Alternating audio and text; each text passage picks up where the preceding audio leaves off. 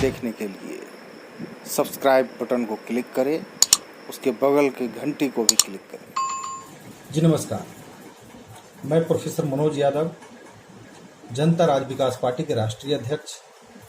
जैसा कि आप सभी जानते हैं, लगभग 2-2.5 महीने से किसानों का आंदोलन दिल्ली एनसीआर में बढ़ते जा रहे थे।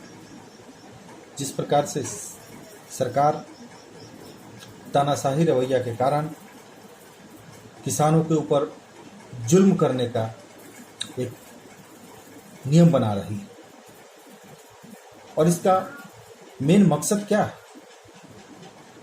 आप सभी को पता है कि आज पढ़े लिखे युवाओं को हाथ में थाली दे दिया गया, हाथ में कटोरा दे दिया गया।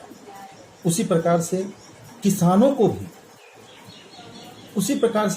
को भी हाथ में थाली, लोटा, कटोरा देकर और चाह रहे हैं सरकार की जे हाथ काट के किसानों को अडानी अंबानी के हाथ में दे दें।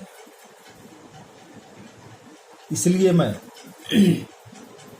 देश के किसानों से, देश के मजदूरों से, देश के युवाओं से मैं अपील करना चाहता हूं कि जे अब शर्म लिहाज छोड़ के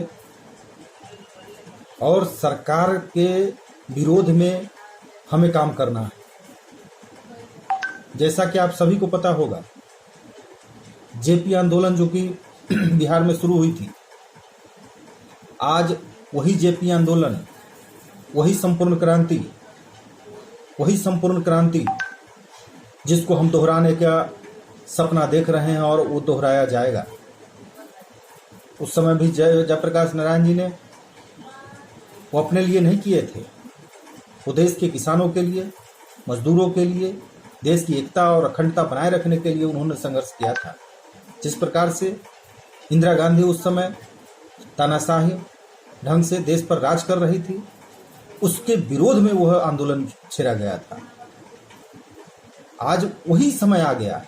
आज जिस प्रकार से 6 साल से देश में जिसे आपातकाल की स्थिति पैदा कर दिया गया है, कोई युवाओं को सही रोजगार नहीं मिल रही है, जो युवा रोजगार में था उसको भी रोजगार छीन लिया गया है।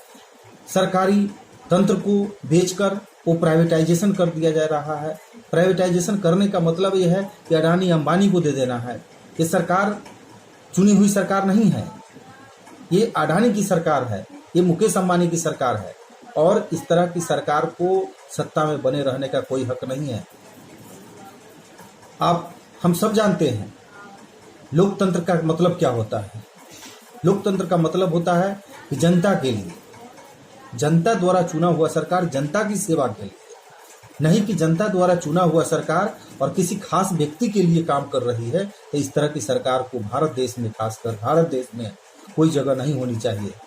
इसके लिए हम सबको मिलकर काम करना है, और हम चाहते हैं कि संपूर्ण क्रांति की तरफ, संपूर्ण क्रांति द्वितीय का आगाज होना चाहिए। इसके लिए हम लोग रूपरेखा तैयार कर रहे हैं, और देश के नौजवानों से मैं आग्रह करना चाहता हूं कि आप आइए और हम सब मिलकर और ये तानाशाही सरकार को उखाड़ फेंकने में आप सहयोग करें। हमें हर तरह से, हर ढंग से, आर्थिक रूप से, शैक्षणिक रूप से, बौद्धिक रूप से हमें सक्षम होना होगा, और हम सक्षम हो रहे थे। लेकिन जिस प्रकार की नीति पिछले 5-6 साल से चल रही है, उसमें हमारी सारी बुद्धि भ्रष्ट होते जा रही है। इसलिए कि जो नीति बनाई जा रही है वो हमारी आपकी देख के नहीं बनाई जा रही है। ये नीति अडानी और अंबानी के लिए बनाई जा रही है, ये बड़े बड़े घरानों के लिए बनाई जा रही है। और हम लोग किसान, मजदूर एकता का मानते हैं। जब तक हमारे किसान, मजदूर, सेना, ये सबको एकता में हम नहीं बांधेंगे, हम लोग एक नहीं होंगे, तब तक हमारा देश में विकास नहीं संभव है। इसलिए भाइयों बहनों, मैं आप सभी से आग्रह करना चाहता हूं कि इस प्रकार को सरकार को कोई मौका नहीं दो, नहीं तो देश हमारा बर्बाद हो जाएगा, भारत देश बर्बाद हो जाएगा।